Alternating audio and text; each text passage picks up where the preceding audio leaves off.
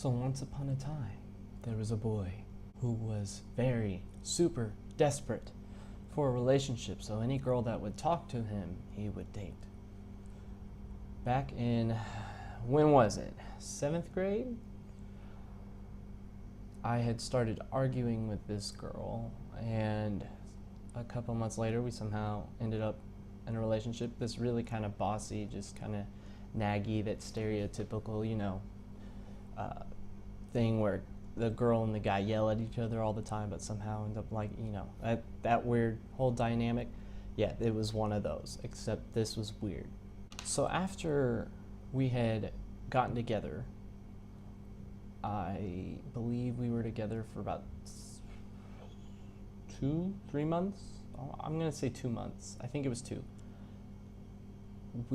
I had to leave for Italy again, and before I left, she and I had met in our church gym, and I kind of wanted to be romantic, like, let's, kiss goodbye, this will be romantic. And she was like, no, I want to save that for something special.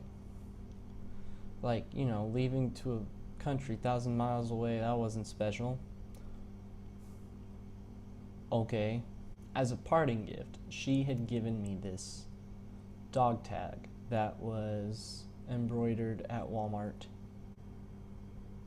And it said, I am here, you are there.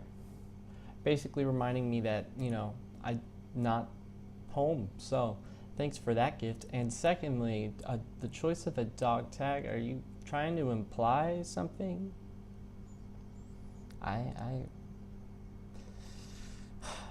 So the long distance thing, it was whatever, and I was having a pretty hard time and had told her about it, and she just wasn't really there. And that's when I knew it was about time to end things, because she got too busy for me. So I ended things, and then a few months later, this is where I cringe at myself. My freshman year, I'm coming back.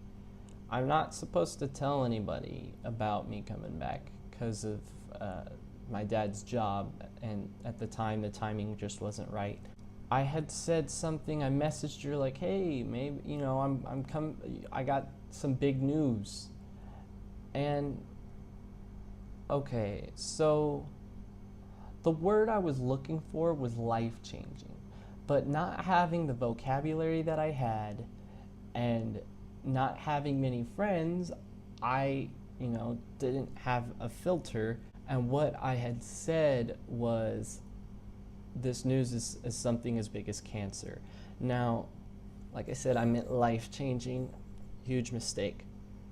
She didn't seem too concerned about it, though. I thought at the time that she had taken it the way that I had meant, because she didn't seem concerned.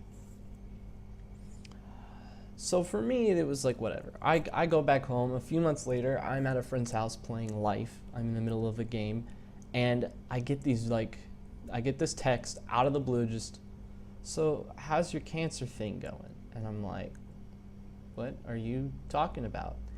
And she had sent me a snapshot of what I had said. And that's when I knew I messed up. It was my turn in Life, though, so I had to do that first. Then so I had a lot of angry texts before I could get back to her. I had found out later that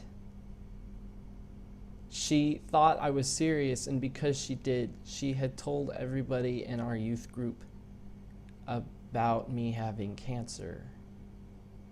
And they legitimately prayed that I wouldn't have it, and that all that jazz. Yeah, it's not something I'm proud of. So it was really embarrassing, and I guess when everybody found out, that's why it was a little hard to get everybody's approval back. We dated for a couple months, and then she had decided to end things. First of all, I had a rough freshman year. It was just, like, when I say rough, I mean I made some very stupid decisions. It was all my fault. That's all I have to say. And we had dated a couple months way before summer had started, and she told me she said, I'm breaking up with you, there's another guy I like. And what she didn't say it in these words, but basically what she said was, you know, you're not good enough, and this other guy plays football. So she had broken up with me. Now, that event had caused the series of other stories that I have for other days. Can't wait to get to those. The reason I had to tell this story was because I'm going to get into more stories in the future. And this story is linked to 2 or 3 major life choices that I had made. And I feel like the backstory is important. Now, I'm not proud of everything that had happened, but because of the way it turned out, it's eventually what inspires Italian Stallion. It's eventually what teaches me how to have a filter. Yeah.